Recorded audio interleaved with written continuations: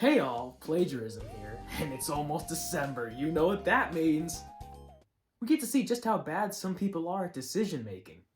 It's that time of year, everyone. The Game Awards are upon us, where questionable choices reign supreme and outrage is the new hip thing. If I can't get mad at Cyberpunk, then what's the point? Of course, you've got your usual suspects to get pissed off at, like Best Art Direction, Best Music, Best Story, and of course Game of the Year. But this time around, some new categories have been added, and they're just as god-awful as you wanted them to be. I was worried there for a second. So, to celebrate the 2021 Game Awards and their stupidity, I'm going to be taking a look at 4 of their categories, but replacing their nominees with my personal picks. One quick thing before we start. Please, for the love of God, do not take my opinion seriously. There's a reason these posters are put up around town. First up, Most Anticipated Game, featuring a whole lot of who, what, and why. Alright, God of War? Yeah, makes sense. This game's been getting pretty hyped up recently. Breath of the Wild 2? Perfect candidate for a category like this. People can't wait for this game. But Starfield? Elden Ring? Starfield can barely even be considered a game at this point. We've gotten one CGI trailer, let alone any gameplay. And not to mention the fact that anything Elden Ring or Horizon Forbidden West related has pretty much just ceased recently. I haven't heard anything about these games in a while. Yeah, alright, looks like we got our work cut out for us with this one. Really quickly, I'm gonna make some edits to the rules. I know this list is for games that are coming out soon, but some of the ones I have lined up for it are either already released or in beta, so I'm gonna be making an exception this time around. My picks for Most Anticipated Game are Halo Infinite, Battlefield 2024, and Dying Light 2, while keeping Breath of the Wild 2 and God of War Ragnarok in their spots. Alright, Breath of the Wild 2, God of War, yeah, those ones can stay. They are perfect picks for this category, but the other 3 could use some work. Allow me to justify. Halo Infinite, not only is it the first mainline Halo entry in 7 years, but it's also gone through numerous delays which have only garnered more hype for the game. And on top of that, the game's free-to-play multiplayer released in beta with a higher player count than both Battlefield and Call of Duty Vanguard combined. That is certainly nothing to scoff at.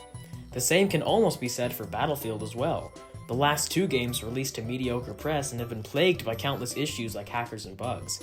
Battlefield 2024 is a wonderful return to form and is sure to deliver on the classic large-scale gameplay fans of the series love, despite most of its own bugs.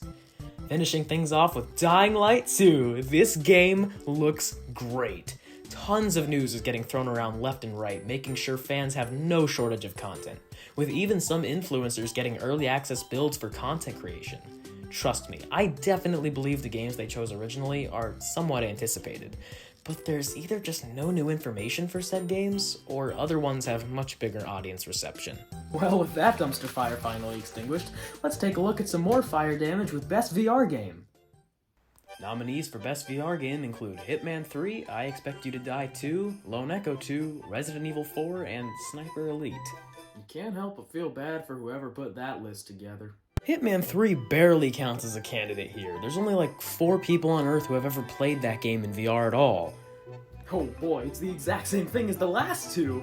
I Expect You to Die 2. Now that one's an oddball. The first game came out 6 years ago, and yeah, it was good, and I'm glad the sequel's here, but there were so many other VR games this year that outperformed this one.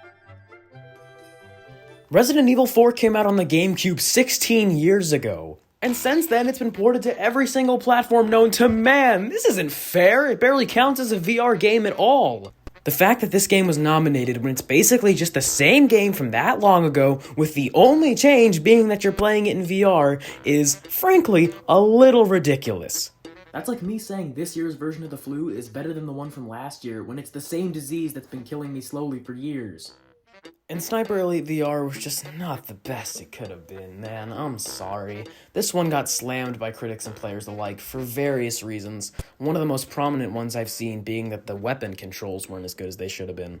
How do you mess up a gun? You just aim, pull the trigger, and... Oh, my arm! See, it's as easy as that. For my list, I'd pick Stride, Blade and Sorcery Nomad, Hyperdash, The Climb 2, and keep Lone Echo in its spot. Stride was an insane experience, basically acting as a VR Mirror's Edge, which I had always wanted to see. Blade and Sorcery Nomad was cool. It's amazing they even got that game on Quest with how big it was. Hyperdash was an intense high-speed shootout that felt like Team Fortress 2 on steroids, and The Climb 2 made me realize how much fun falling to my death could be. Alright, 2 down, 2 to go. Let's see what's next.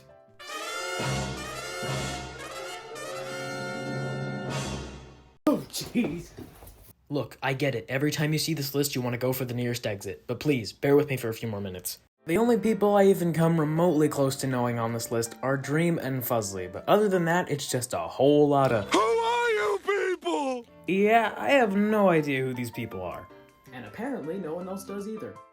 Now trust me, I don't doubt these people aren't popular. I mean, they have to be if they're on this list, but it just seems like a good chunk of the entire freaking world doesn't know who these people are, including me. For my Content Creator of the Year list, I chose Scott the Woz, Jerma985, Matt McMuscles, Worst Pre-Med Ever, and Ludwig.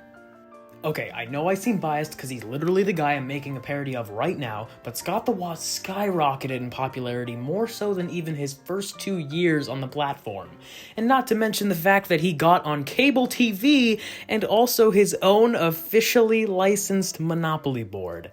Not many YouTubers have done that. And Jerma985 created the Jerma Dollhouse, where for 3 days, he lived as a real-life Sims character and let his Twitch chat control his every move.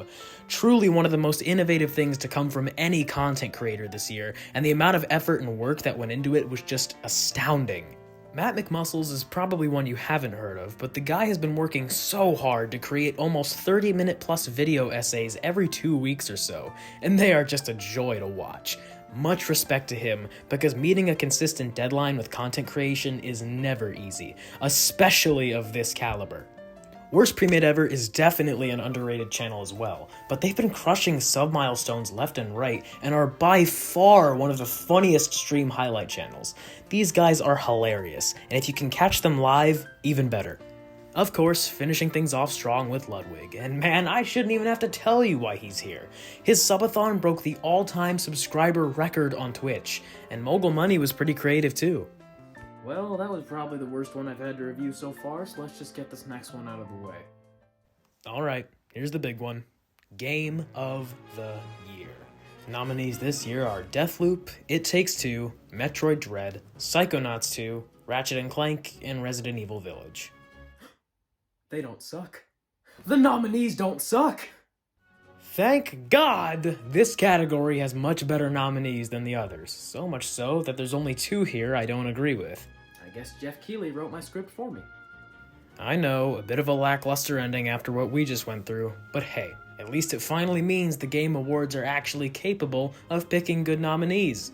The only 2 I'd swap out here are It Takes Two and Deathloop, and I'd replace them with Returnal and Back 4 Blood.